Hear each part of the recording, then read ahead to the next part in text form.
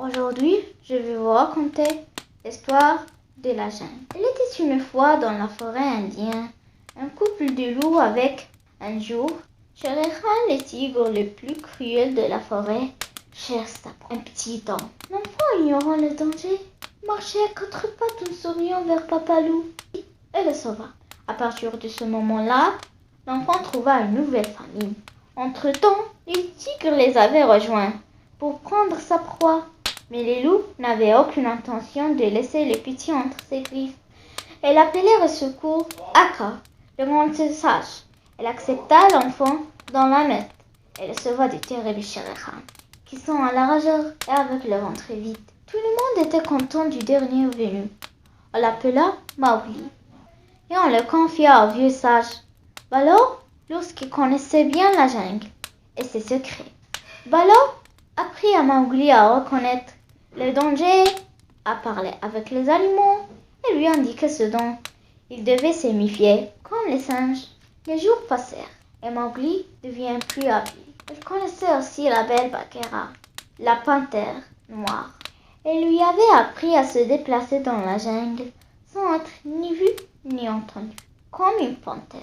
Mowgli était un enfant débordant d'énergie et souvent elle oubliait les avertissements de Baloo.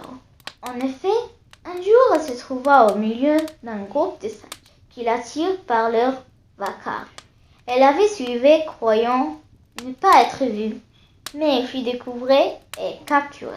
Le petit homme fut alors conduit devant le roi des singes, qui le condamna à leur donner tout ce qu'il possédait, c'est-à-dire la médaillon qu'il portait autour de son cou, qu'il aimait beaucoup en échange de sa liberté. Quelques jours après, elle s'éloigna et s'enfonça dans la jungle. Shere Khan, elle l'attendait depuis longtemps, et d'un seul bond, elle se jeta sur lui. Heureusement, Bagheera passait par là et appela Baloo à la route. Ce fut une lutte terrible. Le tigre semblait invisible et allait gagner. Bagheera aussi se lança contre Shere Khan, mais cette fois le tigre ne voulait pas perdre. Entre-temps, un violent orage éclata. La foudre s'abattit sur un arbre à côté d'eux. Mowgli décida qu'il devait aider ses amis. Elle prit une branche enflammée et la lança sur le tigre. Soudain, l'animal, terrorisé par les flammes, laissa sa proie s'en alla à toute vitesse.